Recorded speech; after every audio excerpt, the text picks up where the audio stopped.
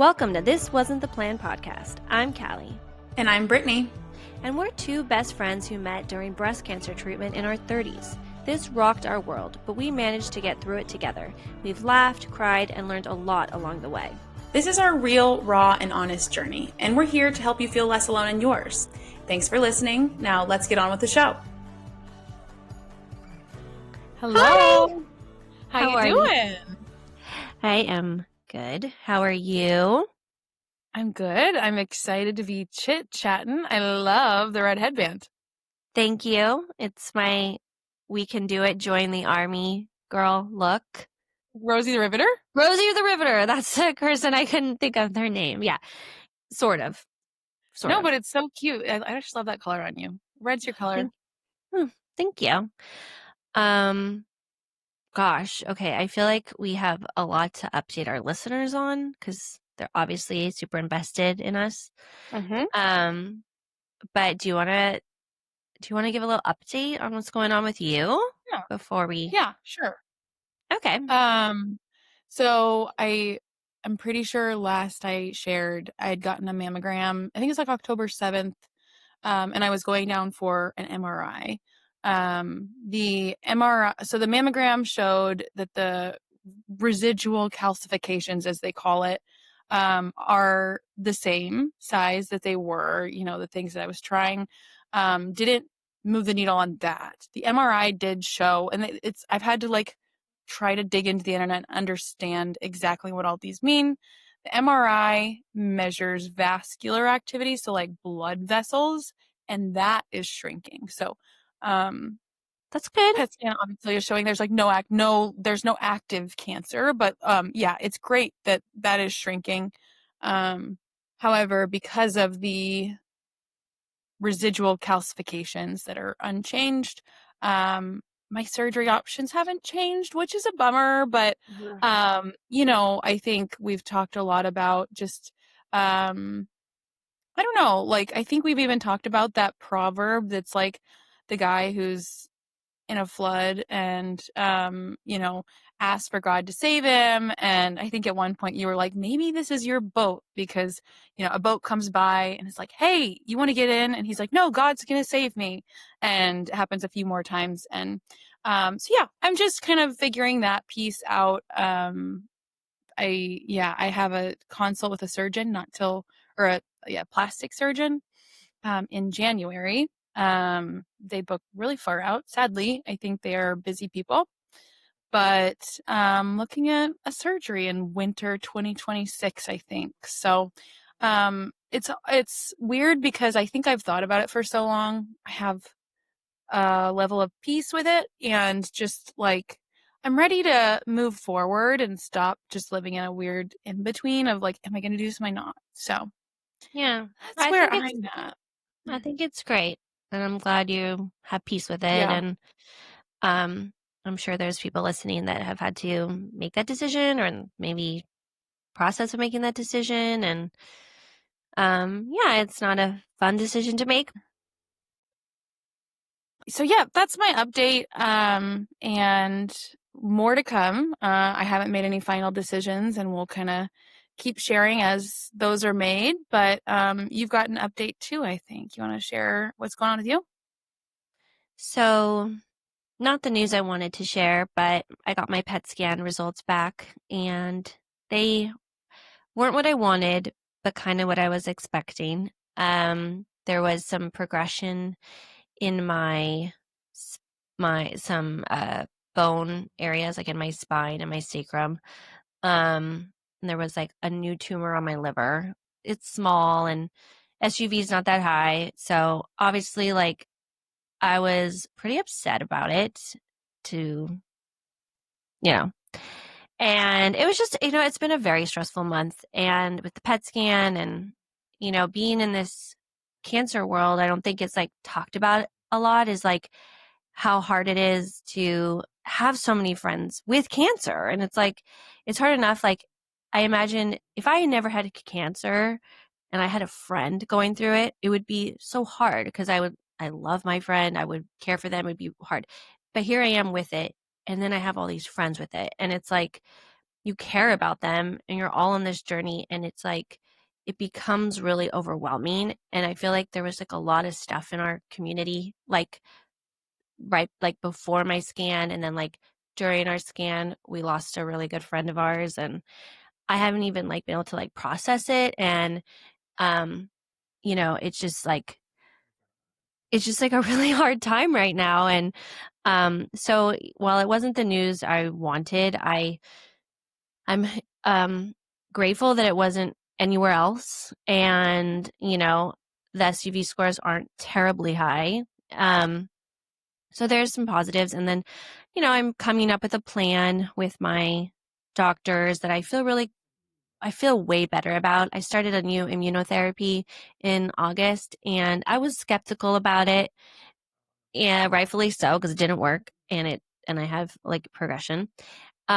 So I feel really good about my next steps. I'm gonna probably be going away. Well, definitely going to a place for like an intensive 3-week treatment. Um, and it's gonna stink leaving my son and my husband, but it'll be like the first time I ever like go through treatment where like I just have to focus on myself, you know, and um there's like a, you know, the emotional and like spiritual side of healing, I think is very underlooked, undervalued, but it's so important. And I have said it before, it's been a huge part of my healing, but I have like some way to go with that. So I'm excited, I guess. Not excited. Excited is really not the word, but I'm I'm looking forward to healing. I really still believe it's in my future. Um, this is like been a difficult time, but I have such an amazing support system. I'm sort of like retreating a little. So if you message me and I haven't messaged you back, I'm so sorry. I'm in a, I don't know, not isolation, but sort of like I just have to like self my friend always says it's not being selfish, it's self-preservation. And I sort of have to like retreat a little from my cancer world and just like focus on myself and my healing right now. And so that's like a long story, not short. No, that was a short story long is what that was. But No. um yeah, so that's my update. I was really Yeah. looking forward to sharing like good news, but I will one day, just not today. Delayed gratification. Yeah, and like, you know, that's the thing. We did this podcast in the midst of our journeys, you know, and I think um it's relatable that like this is there's ups and downs, and the downs are really tough, and this journey sometimes feels like it's never ending. It's financially just out of control, and you know, it can feel so frustrating. And I've been on, we talked about in Faith last week, the dark night of the soul. I feel like I'm on that right now I thought again. it was really interesting just like launching that episode and listening to even like the reel that I pulled from the episode, and I knew you were like in it again, and I was just like, ugh, like I hate that this is timely. But what I've seen from you is like such a resilience, and like I think I don't know how, like I think resilience is the right word, because like certainly bounce back is not the right word, but like I've seen you catch yourself a lot and like just come back to like the grounding truths that you believe, and like you've inspired me a lot. So Thank you. Yeah, I mean, I would say I I have to be resilient, because the other option is like giving up, and like obviously I'm not going to do that. But it's, you know, these scans are just like, everybody who's had cancer knows they're horrible. Just the whole process, so stressful. Getting a bad scan, just like waiting for the results, seeing the results, reading the results, and having to tell people the results. It's so stressful. So yeah, the scans, they're awful. And I know everybody who's been through it knows, and they're just, I don't know if they'll ever get easier, honestly. Like even when I do have that no evidence of disease, like it just sucks. And mhm. yeah, you know, the hardest part is having to tell everybody all the people you love the bad news because, you know, you just don't, it's no fun. It's just the worst. You want to bring them But the good news. one day I will bring them good news and I look forward to that. But, yeah, so that's my news. But we have another episode today to kind of, change the subject, sort of. Yeah. It was What's kind of a this? short and sweet one. What were we talking about in today's episode? These are very personal, but there are top 5 things we wish we would have known before we were diagnosed with cancer. Obviously, they're extremely specific to us because every cancer diagnosis is different. Everybody is different.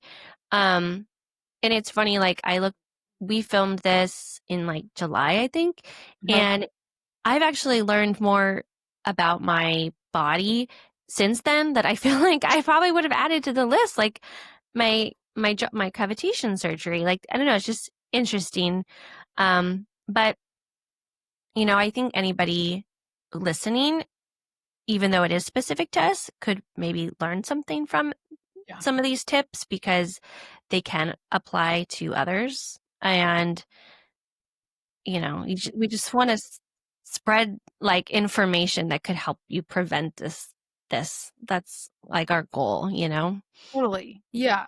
And I think when we talked about, we've had a lot of conversations around, like, I've heard someone one time say, like, if you are like surveilling for a root cause, like the thing, because like when I got diagnosed, I was like, I'm gonna find the thing. Like there is a thing that caused this, and I'm gonna find it. And like I thought, I was gonna get a total tox burden, and my mold was just gonna be off the charts, and I was gonna be like, I knew it was that college dorm room.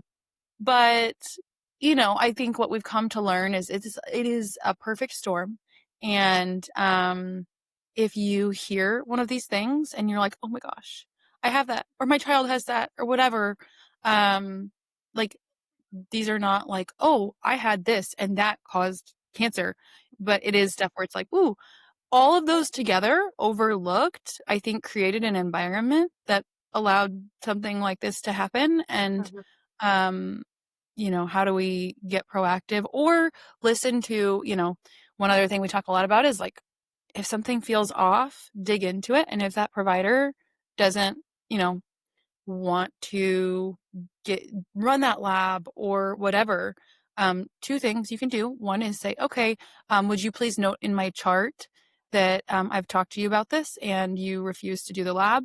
And then 2 is find another provider. Totally.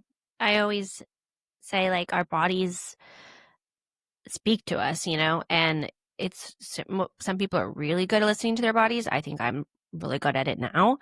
I wasn't in the past. And, I always say like, you are the best advocate for yourself and your health. Like nobody cares about you more than you.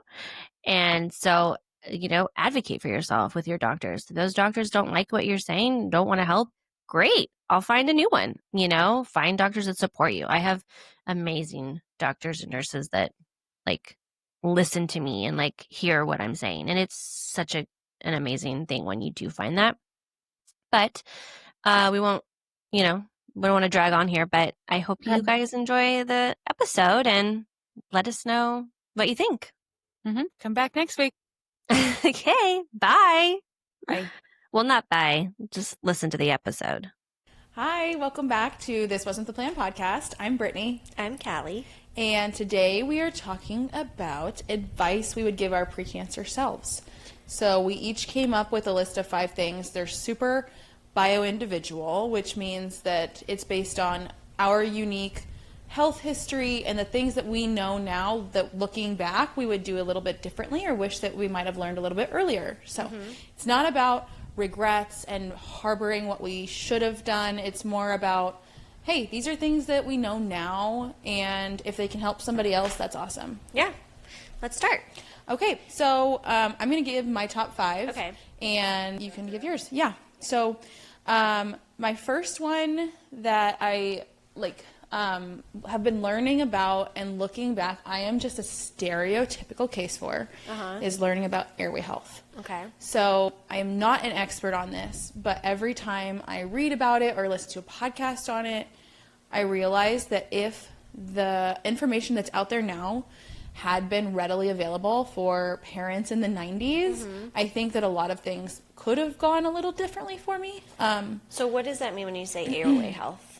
So there are a host of symptoms that I had that are all associated with not getting enough oxygen, whether that's because your palate is too small or you have a blocked airway because of, you have a tongue tie or you're tight or you have like physical obstructions. It's really wild the things that they lead to. So again, it is one thing that I am maybe in the intermediate phase of learning. So I'm not going to this isn't me being the expert telling everyone about it, but I might link in the show notes a few podcasts that I listened to that were really good. So some things that for me, I had so many ear infections growing up. Okay. I had tubes 3 times. Wow. I had my adenoids taken out, which I did not know until I went to my integrative doctor, and she was asking about my health history, and I had my mom send me my baby book, and I was like, wait, I had my adenoids out, and it was like, yeah, that's what, they still do that. I don't even know what an adenoid is, if I'm being honest. I don't either. I don't have them, so why would I know? Okay.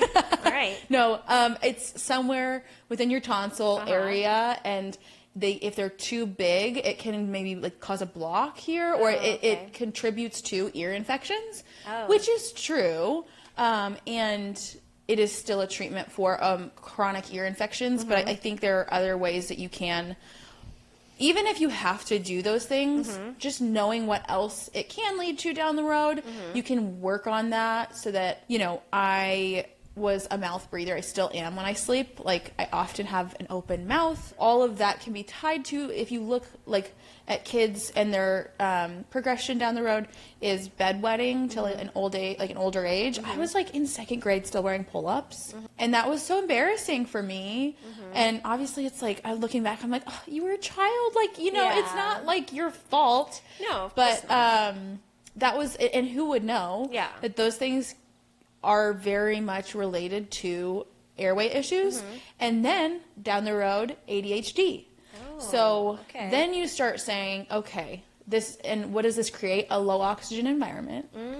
And now I'm okay, that I think is one of those things that if I, have a child one day and I see those signs, we can do something about it and maybe start to support them where the ADHD symptoms might not present as strongly, or the ear infections might subside, or you can get in front of them before you have to do antibiotics all the time, Which affects your gut, which affects it's just cancer. Such a downstream thing. That's interesting. Yeah, that it's something I'm intrigued to know more about, and I think there's a lot more information coming out about it.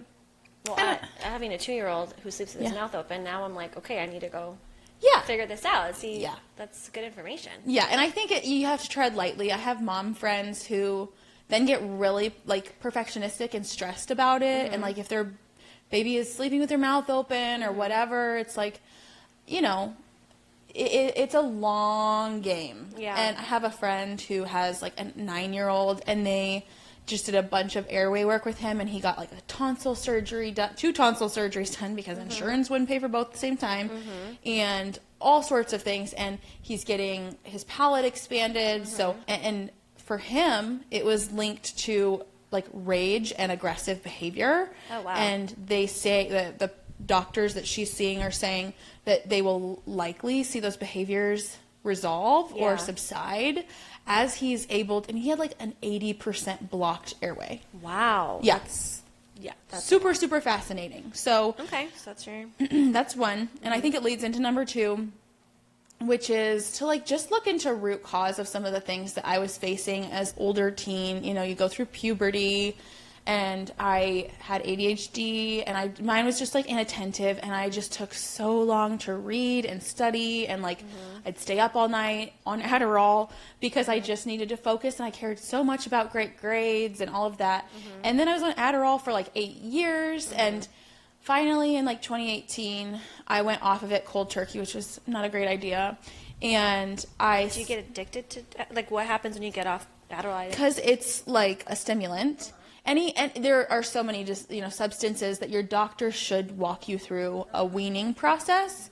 Theme of the podcast, doctors walking you through weaning processes. Okay. Yours was breastfeeding, mine's Adderall. Yeah. But I got really lightheaded all the time. And I mean, I was falling asleep on my desk at work. Oh my gosh. And like, the scary one was the lightheadedness. I was like, am I going to pass out? Like, what's going on? I didn't trust my doctor at that point. That is one of the people that, like, was a notch in the wood of my... I'm not, like, a strong distrust all doctors person, but I am very cautious about who I align myself with now. Yeah. Because I told her for 3 years, there's something going on with me. My feet are always numb. My knees are purple. I don't know what's happening. And, like, she wanted to get me tested and, like, put me on meds for Raynaud's. And never once did she say, hey, you've been on Adderall for a long time. That might be a side effect. Let's look into it, or anything. And so I was just like, I think I think in college, like in order for me to get good grades, it was like a support. Yeah.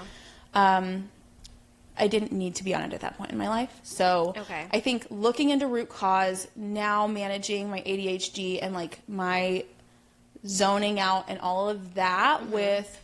Well, first of all, looking a little deeper and seeing my adrenal fatigue and trying to support that.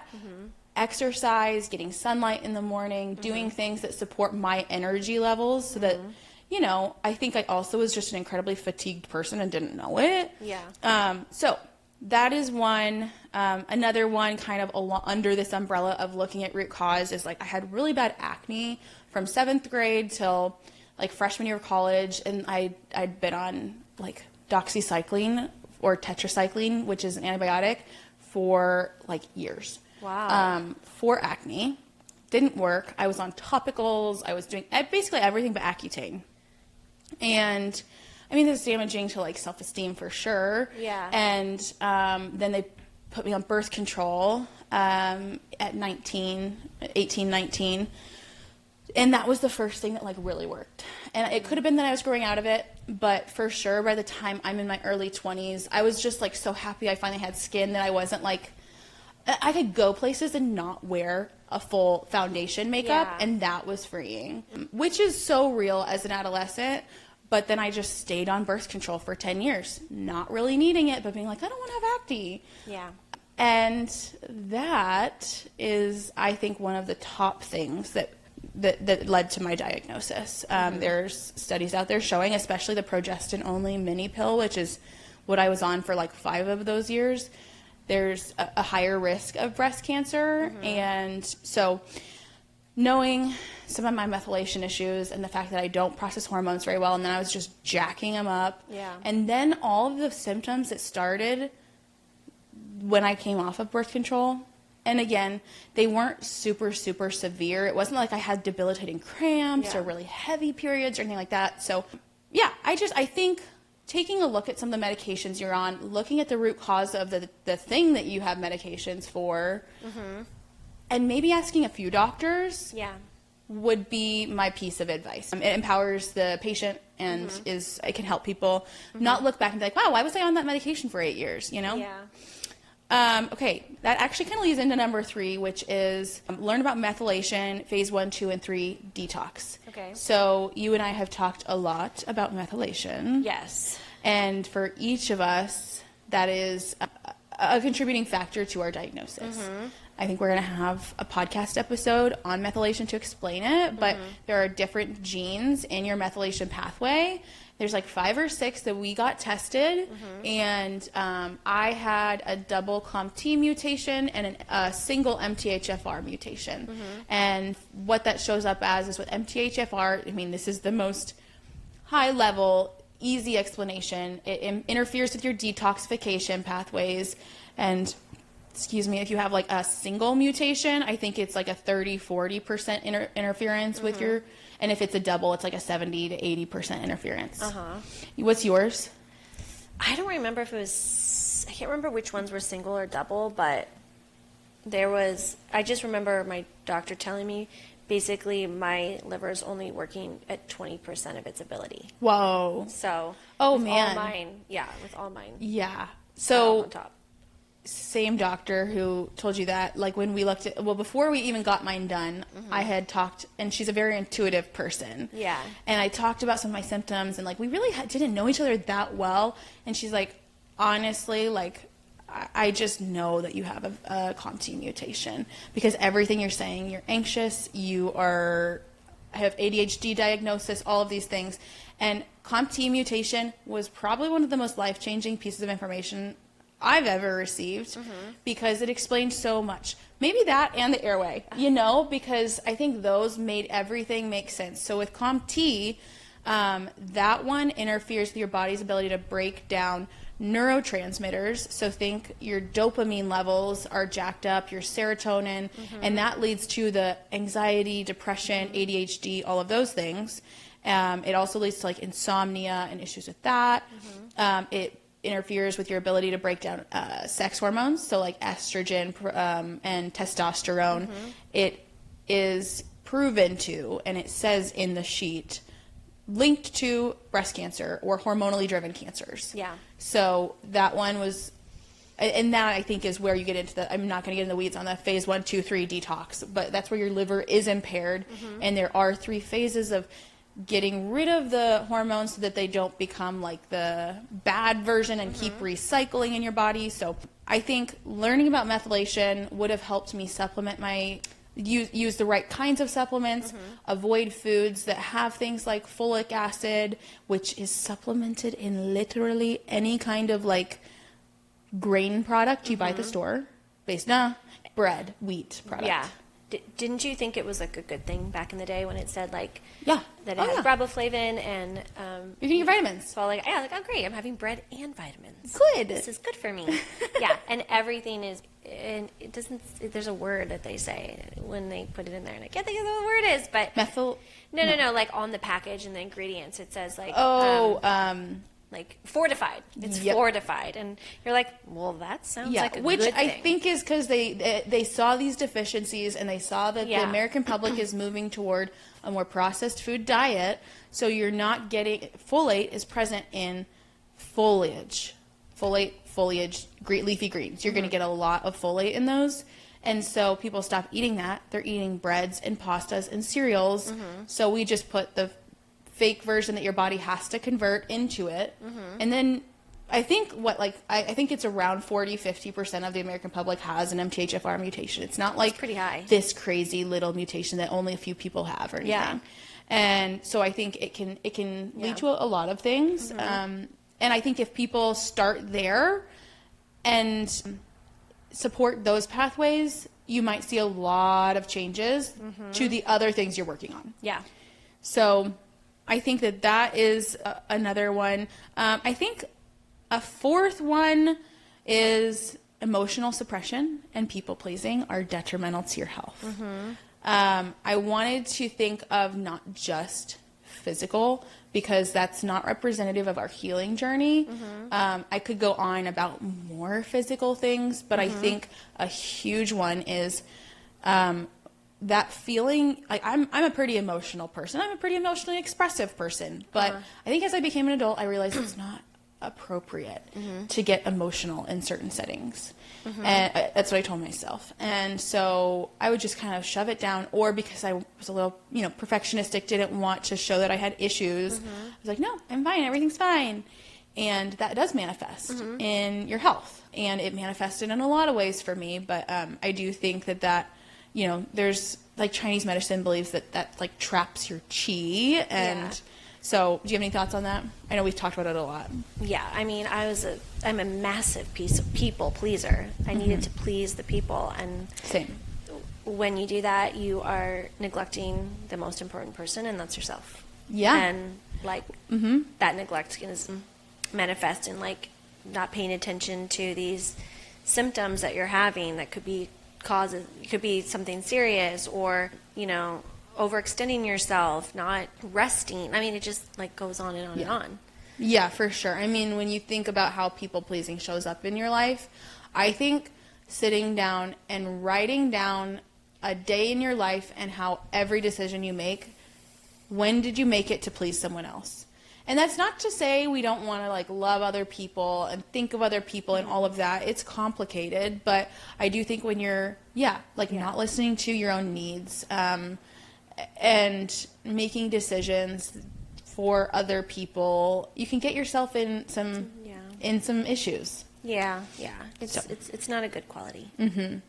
That actually kind of leads me into my last one. I think I always wanted to say yes to everything. Mm-hmm. And so what was the one thing that I could cut to make more hours in the day? That was my sleep. And I was a chronic undersleeper. And pair that with a girl with an Adderall prescription, life worked out okay. Yeah. For a while. Yeah. So in middle school, high school, it was middle school, 8th grade, I was so busy. I just love all the activities. I want to say yes to everything, the volleyball team, the theater, the choir. I want to be an A student. Just wanted to do it all. Mm-hmm. And some people can do that, but I think my ADHD, it would have been wise for me to say no to things and prioritize sleep. And I wasn't. So I was up late and I would hide energy drinks in my locker. Oh my God. In 8th grade and drink them. Wow. And so that I could stay awake in class because I didn't want to be a bad student. Didn't want to make people mad at me. Yeah. I did the same thing in high school. And then college, that's when I got on Adderall. I was sleeping like 4 hours a night. 4 hours a night? Mm-hmm. Oh my God. For how many years? For 3 years in college. I think by actually every year of college. And then I got out of college. I continued to want to do it all, be social, work I had 3 jobs at one point, was going out to the line dancing bars after. Yeah. And I continued, 6 hours a night. My roommate would be like, Brittany can do it all, Yeah. And it was like this good thing. And now I'm like, no, it's not. Yeah. So I just started to learn to slow down, rest, give myself a slower pace of life, and not compare myself to others who maybe also need the rest and are ignoring their bodies. You just don't know. So that's my 5. No, those are great. We're going to have some overlaps here, but do you want to say anything else about yours before I say what mine were? No, I think, it was an interesting exercise. And again, like holding it, like having forgiveness from yourself and being like, you did with the information you had, you did the best you could. Yeah. And we can do a lot to help other people with this information and help our families. So, yeah. Okay, so I'm going to give my top 5 list of things I wish I would have known before my cancer diagnosis. My first one is take a methylation test. So yeah, girl. You did a great job explaining it. But I had anxiety my whole life. I really suffered from anxiety. Sometimes I'd have a little depression that would go in and out. Well, I didn't know, but I had so many symptoms of hormonal imbalance. Like my periods were it could be terrible, and I would get really, really overly emotional. I would get depressed. I would get super anxious. I had extremely sore breasts. They were really tender. They hurt really bad. Oh, I'm glad you said that. That is one thing looking back I wish I knew. That is not normal to have very, very sore, tender breasts. Yep. Yeah. And I had really bad cramps. Also not a normal thing. Common, not normal. So had I known, so when I did my methylation test, my doctor looked at it and she went, wow. She goes, I'm like, wow, good? You excited about this one? She goes, no, this is one of the worst ones I've ever seen. I go, no. She goes, no wonder what? I was like, okay. So you said that they tested 5. I had 4 out of the 5. And she said the 5th one is extremely weird. No one really has that. So I basically had 4 out of 4. Yeah. You got 100% on that test, yeah, baby. I got MTHFR, I had COMT, I had MTR, and MTRR. And so that's when she told me, your liver does not work like a normal liver. It is not processing your toxins, your hormones. You're basically working at 20%. And tell me about your life from 20 to 30. 20 years old. From 20 years old to 30 years old, and what was your liver? Well, your poor liver unfortunately, doing? I didn't treat my liver very well. I drank quite a bit, and I loved perfume. I loved candles. I loved like lotions. I mean, I We're like the girl stuff. normal American nail girls. polish. I was Yes. obsessed with nail polish. Now I use all non-toxic, but all of that stuff has estrogens in it, which is a fake form of estrogen that like maybe somebody with a liver working at 100% could process that estrogen out, those bad estrogens as they call them, and I wouldn't have had estrogen dominance, but I did. And over time, like just and I would have considered myself like healthy by what you just kind of be like, oh, she eats pretty well, like I cooked a lot, I didn't eat fast food. But no, like anything I was breathing, eating, drinking, putting on me was going in my body and staying in my body, which eventually led to finding out that I had an extreme amount of toxins in my body at my cancer diagnosis. So that would be my number one tip. I think everyone should get a methylation test. Everyone. And Understand they're like it. $150. They're not expensive. They're not that expensive. There's a lot of ways once you find out if you do have any, they call them SNPs. If you have any, you can supplement to like simple supplements. Yeah, they're not a doom and gloom like sentence or anything. Yeah, it's not like some crazy, cancer diagnosis. I don't know. So that was my number one thing. Number two is to make detoxing part of my weekly life. I don't know that I would have like totally changed my lifestyle. Like I probably would have still gone out. Maybe I still would have drank, but I think I would have just, if I could understand what detoxing means and then actually put it into my daily life and put it into practice, I think I would have I don't know, maybe I was always meant to get breast cancer, but sometimes I like to think maybe I could have done it when I wasn't 37 at the end of my my fertility journey, 35. But so I would have maybe tried to, there's different ways to detox. There's sweating, there's pooping, there's peeing, there's breathing, right? Breathing is... the three that I know are, I always say poop, pee, and perspiration. Yeah, okay. So, but like also binding. Yes. You're taking binders, bind to the toxins, which help eliminate them out your body. I would have liked to known about that and known the importance of that, because in this life, even if you're trying to be careful, which we are, like there's just no way to escape the toxins in this world. Like you're inundated with it in this world. But if you can make detoxing a common practice in your life, I think it could help prevent a lot of problems. Can we get weird for a second? Yeah. I think weird. with elimination pathways, this is stuff that like I hear all the time, you hear all the time, but like I forget people don't know, and at one point I heard for the first time. How often should you be pooping? Okay, I've heard 3 times a day.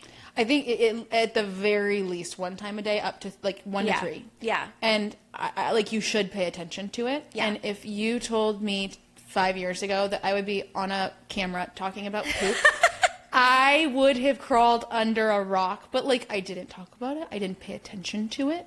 And I think like paying attention to that and being like, oh, something's wrong.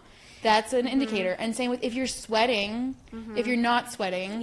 Like that's not a good sign. Here's a major difference between us. If you would have told me 5 years ago I'd be on camera talking about poop, I would have said, yeah, that checks out. Because I grew up with a dad who was a chiropractor, and when we got sick, the first thing he asked us was, did you poop? Have you pooped? And I'd be like, you gotta check. And so it was just like very check on your loved normal. ones. Like it was just like a very normal thing. Like that was like your first sign of like, okay, things aren't working. If you're not going to the bathroom regularly, things aren't working. And so it was like very normal. And I know friends of mine thought I was weird because I talked about it so much. But I mean, it's just a very real thing. It's an easy way. It's like, kind of like people say your period is a 5th vital sign. I think that these things like, oh, I'm working out and I'm not sweating at all. I'm going to a sauna and it takes me 20 minutes to break a sweat. Yeah. Or, I poop.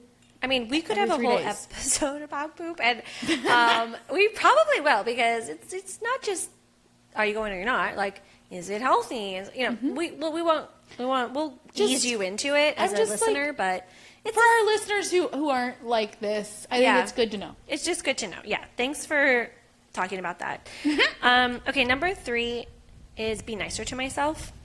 Your words and your thoughts matter. And I was so hard on myself for so many years. I was just honestly like my worst critic. I just felt feelings of shame and guilt, and I'd have a conversation with someone and I'd walk away like replaying it. And I can't say that I'm like 100% nice to myself now, but I know to be nicer, and I am trying to be. And especially after everything I've been through, I still sometimes minimize it, and it's like, no, what are you doing? And it's like that self-esteem, like your self-esteem really matters, because it really plays in, it's more complicated. I think it really leans into depression and to anxiety, and it affects your nervous system, and your nervous system is one of your systems that can affect, cancer, or enables cancer to grow, and giving like the perfect storm for cancer, right? And contributing to that. And I just would say, be nicer to yourself. Like, it's hard to be a girl. It just is. And just to like live in this world sometimes. And everyone is truly doing their best. And, I don't know why I was just so hard on myself. I know a lot of it's like trying to be perfect, and it's a terrible trait. Nobody's perfect. And I heard you say earlier that you wanted to be the best at everything. Do you feel like that kind of played into it? Yeah. So, like, you're not the best. And then, because you can't be the best, you feel like, oh, you let yourself down. Crap, yeah. Yeah, and then you're like, crap, I'm not the best. I didn't call her on her birthday. I'm the worst friend, And it's like, yeah, I don't know. I don't know why. I don't know where that ever started, but, just be nicer to yourself. Like, you're awesome. Whoever's listening. And, somebody, I don't know if it was a therapist. I think it was one of my EVOX therapists told me during the cancer diagnosis to start congratulating yourself on every little thing you did. Like, literally, like if you went to the grocery store and you got groceries that day, say, great job, you went to the grocery store, you were able to provide for your family and make dinner. And I was like, that's so stupid. But I did that, and it actually really worked. The more it's also kind of aligned with like the affirmations that they tell us to do when we get diagnosed. Like, you are strong, you are healing, you are resilient. And it's like, you may not believe them at first, but the more you start saying it, congratulating yourself, like cheering yourself on, like it does change you, and it does help you. And so be nicer to yourself. Myself. Number 4 is use non-toxic beauty products. I guess it's like kind of part of methylation and like detoxing, but honestly, I used a lot of products that weren't. I think about growing up, and I was obsessed with like Victoria's Secret and Bath and Body Works, and I loved like getting the new scent and lathering it on, and all the makeup and nail polish, wallflowers, and the everything, and how that affected. I got my period at like 10 years old. I think it was like 10 or I was in 6th grade. I was really young. Same. And that's something they ask you when you get breast cancer. Like, when did you start menses? Is that, they do. Is that because the earlier you get it is a bad sign? Yeah, it's like, I guess it's like, it means you have a higher chance of getting breast cancer. Okay. Something like that. You could fact check me on that, but I'm pretty sure that's what they told me. I know they ask, and that would make sense. Yeah.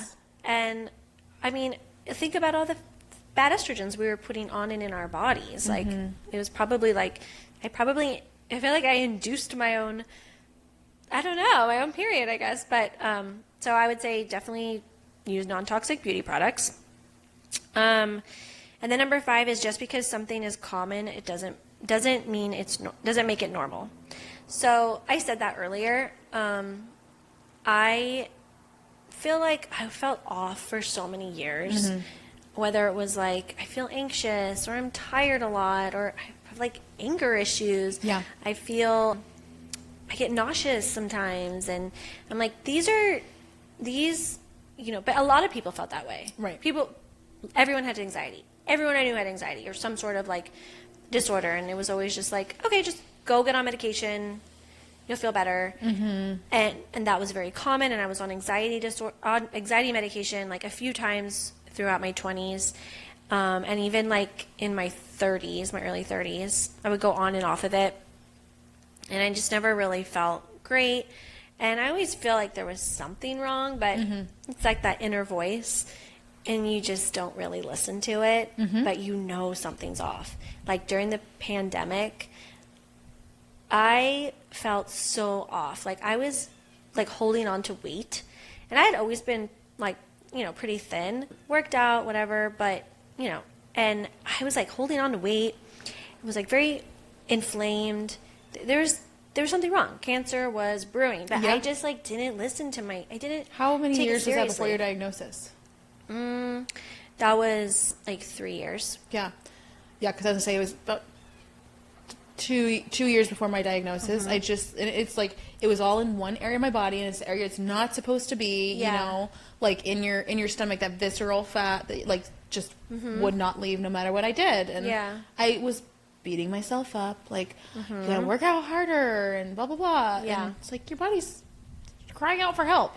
Yeah, like, I wish I would have listened to my body. Now I'm so much better at it. Like, when I feel something's off, I take it seriously, and I figure out what to do. I always found just the medical system really confusing. Like, who do I call? Where do I go? And I think a lot of people feel that way. It's like, well, where do I start? You know, like, okay, I do feel off, but like I have friends who have asked me, like, okay, I feel like, you know, I have really bad periods. Like, what should I do? I'm like, okay, well, it's probably a hormonal imbalance. We need to get your hormones checked. Like, where do you go for that? It's like, well, honestly, everything kind of leads back to like a functional medicine doctor because you got to go to root cause. Yeah. And I've tried, like I told you, I was very into this functional medicine, but right before my diagnosis, I started to really acquire knowledge. I tried to do stuff myself. The naturopathic doctors I was like ordering labs through, interpreting myself, and I just could not. Like, no matter, like, you really do need someone to help you. Yeah. We're not doctors. No. We're not trying to be. No. And so I think invest if $1,200 feels like a lot to you, it's just prioritizing, because $1,200 would have been way too much for me in my 20s. Like, I didn't make any money working where I worked, and that would have been so much for me. But like, I could have maybe I don't, you know, like, it's just like all about prioritizing your money. So like, don't get your nails done, save up for those tests, because I do think it's an investment in your health, and there is no greater investment, because if you do not have health, you don't have anything. You don't have anything, and nothing else matters at that point. Once you don't have your health, you're like, why didn't I do these things when I could have? And you know, and some people will hear that and think, and they might not do anything about it. And you know, it's hard to like instill in people like how important it is to, you know, put your health first. But I just wish I would have, and I would have gotten, I would just listen to all the symptoms that were like piling on top of each other until those symptoms all created the perfect storm and created a big fat tumor in my breast. So those are my top 5. Those are good top 5. Yeah. How did it feel to go through those? You know, it feels like I don't feel bad. Yeah. Because I don't think anybody knows this. Yeah. I never in my wildest dreams thought I would have breast cancer in my 30s. Yeah. I kind of thought maybe in the future, because I have a history of it in my family. But it still didn't ring. It just didn't. It seemed impossible that I would have breast cancer in my 30s, especially while pregnant. And so these things just didn't. The implication of all these symptoms, it didn't really matter to me. It didn't register to me. But I don't feel mad at myself. Yeah. I just feel like, okay, I can only share what I know and hope that somebody out there listening hears it and maybe make some changes. You know? I was telling someone the other day, like, I really hope that, like, as we learn all of this, our children's generation will just, like, when they're our age, will just see, oh, wow, I see why my parents made all these changes and prioritized this. And, like, they're seeing the blessings of it. So, yeah, I think about that, like, with my son. You know, obviously everything I'm learning, I'm imparting on my son. He's only 2. He doesn't know. But, like, I want him to grow up understanding health and the value of it and, like, how, like, eating right is, like, such a priority and a privilege and all that stuff. And I don't know how to, like, do it yet. I'm not like mom of the year, but You are. I just want to like do my best, obviously, for him, so he doesn't have, because he probably does have some of my methylation issues, and I just want to make sure he's set up. And I think our generation is really learning about that right now. So Yeah. I have hope for our kids and for people listening. For sure. Well, this was a really good 10 pieces of advice. Yeah. Some overlapping. Hopefully, yeah. I mean, it's hopefully someone hears something that's like, oh, I didn't know that about methylation or whatever. And yeah, I mean, we're new to this, but by the time this is airing and people are watching, we'll have an Instagram account and we will have hopefully like an email address. And I would love for people to email us and be like, hey, I heard this thing. I would love to hear more about that. Yeah. And then we know to, make another episode about it. And yeah, we're just excited to keep this going. Yeah. Well, with that, thank you for listening and bye. See you next time. Thanks for listening to our podcast. We have a big favor to ask. Please hit subscribe and leave a review. It really helps people find us. Thank you so much, and see you next time. Bye.